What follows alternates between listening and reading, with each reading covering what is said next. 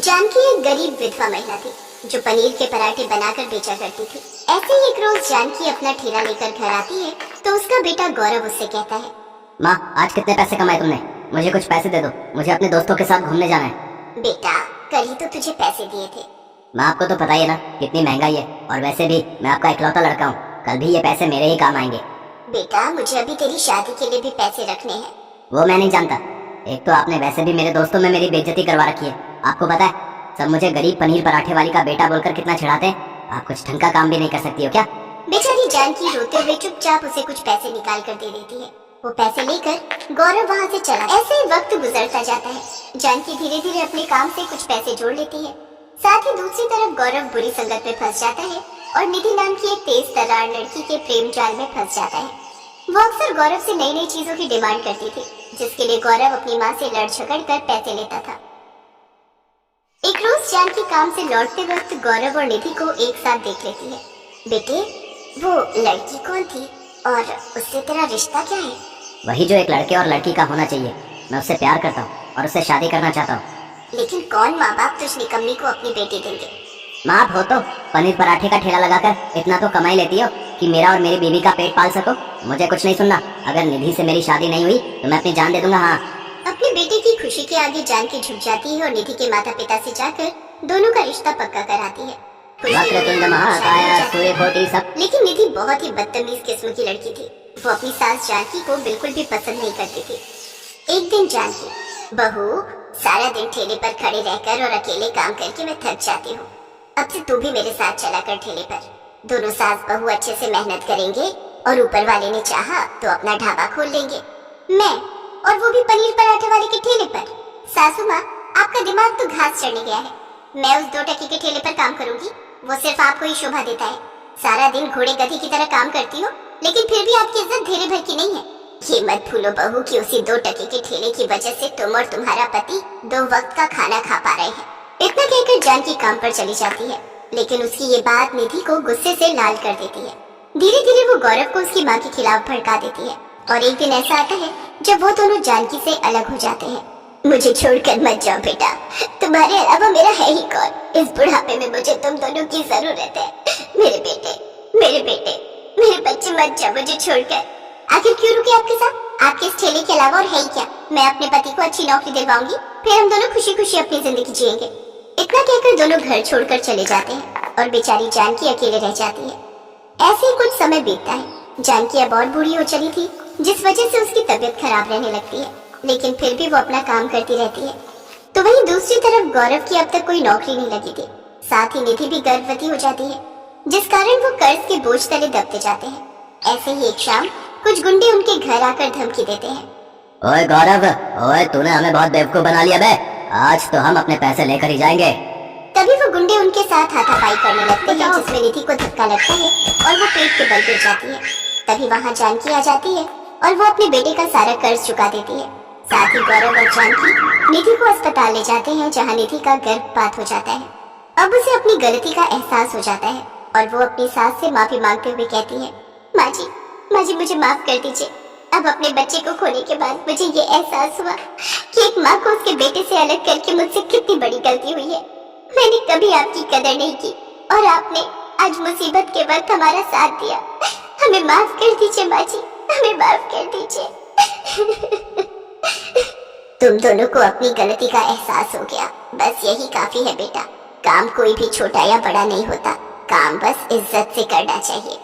इसके बाद गौरव और निधि फिर से जानकी के साथ रहने लगते हैं। जानकी ने गौरव को बढ़िया से पनीर के पराठे बनाना सिखा दिया।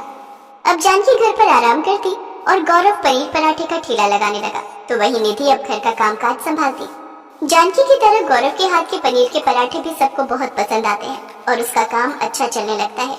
कुछ समय बाद गौरव खुद का ढाबा खोल लेता है, जिसका नाम वो गरीब पनीर पराठे वाली रखता है, जिससे उसकी अच्छी कमाई होने लगती है। जगदीश कम उम्र में ही विदुर हो गया। उसकी शादी के 2 साल बाद ही उसकी पत्नी का देहांत हो गया, जिसके बाद उसने सरोज से शादी कर ली। सरोज के पति की मौत भी कुछ साल पहले हो चुकी थी और उसकी 6 साल की एक बेटी भूमि थी, लेकिन जगदीश उसे बिल्कुल पसंद नहीं करता था। ए भूमि, तू यहाँ क्या कर रही है रे? बाबा, मैं अपनी चप्पल ढूंढने आई थी। चप्पल ढूंढने आई थी। चल भाग यहाँ से। और सुन, मुझे बाबा कहने की कोई जरूरत नहीं है, समझी? मर गया है तेरा बाप, समझी? मैंने तुझे पहले ही कहा था सरोज कि मैं तुम्हारी बेटी का बाप कभी नहीं बन पाऊंगा। इसे देखते ही मुझे नफरत होती है, नफरत। ये कहकर जगदीश काम पर चला जाता है। माँ, बाबा मुझे बिल्कुल भी प्यार नहीं करते। वो मुझे हमेशा डांटते रहते हैं, ना खाने देते हैं ना खेलने देते हैं। कल आप जब मंदिर गई थी ना, तो बाबा ने मुझे आंगन में लगे कटहल के पेड़ से बांध दिया था और खाने को भी कुछ नहीं दिया था। मेरी बच्ची, शायद तेरे नसीब में ही बाप का सुख नहीं है। जगदीश भूमि से हमेशा ही नफरत करता।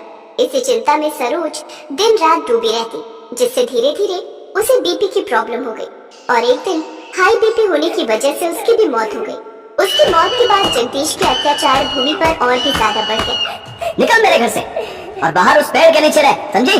और वहीं रहकर भूखी मरा। डर के मारे बेचारी भूमि आंगन में लगे कटहल के पेड़ के नीचे ही सो गई। फिर जब उसे भूख लगी तो उसने उस पेड़ में से पके हुए कटहल को तोड़ा और उसी को खाने लगी। फिर बचे हुए कटहल को उसने जमीन में दबा दिया। ऐसे ही समय बीता। भूमि अब 20 साल की हो गई थी और जगदीश को शराब की लत लग गई। धीरे धीरे उसने घर का सारा सामान बेच दिया और अब उसकी तबीयत भी खराब रहने लगी। बाबा, आप क्यों इतनी शराब पीते हो? अब तो आपकी तबीयत भी ठीक नहीं रहती। सौतेली ही सही, लेकिन हूँ तो मैं आपकी बेटी ही ना, इसलिए मुझे आपकी चिंता सताती रहती है। अरे तो जाना अब अपने कमरे में और मुझे सोने दे। और मैं मर भी गया तो तुझे क्या, फिर तो तुझे आजादी मिल जाएगी। वो ये कह रहा होता है कि तभी उसे खून की उल्टी होने लगती है।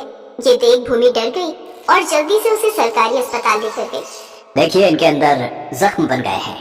हमें डर है कि कहीं इन्फेक्शन ना फैल जाए और कहीं वो कैंसर का रूप ना ले ले। इनके खाने पीने का आपको विशेष ध्यान रखना है। दवाई लेकर भूमि उसे घर ले आई। बेटी, मैंने तुझे हमेशा कितना कुछ कहा, तेरे साथ कितना बुरा किया, लेकिन फिर भी तूने मेरी परवाह की, मुझे अस्पताल लेकर गई।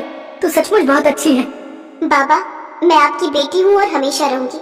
मैं आपको कुछ नहीं होने दूंगी। मैं कुछ काम करूंगी और आपका इलाज बड़े अस्पताल में करवाऊंगी। अब मैं आपके खाने के लिए कुछ बना देती हूँ, फिर आपको दवाई भी तो लेनी है।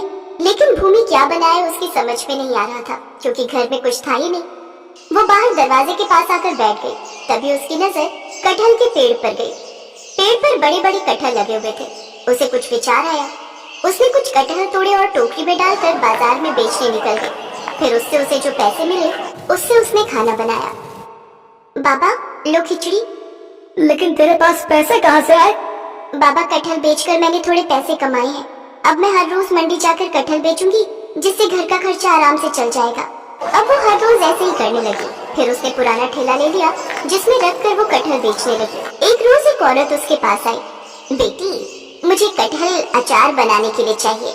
क्या इसका अचार भी बनता है? हाँ बेटी, बहुत ही स्वादिष्ट अचार बनता है कटहल का। क्या आप मुझे सिखाएंगी? हाँ बेटी, जरूर सिखाऊंगी।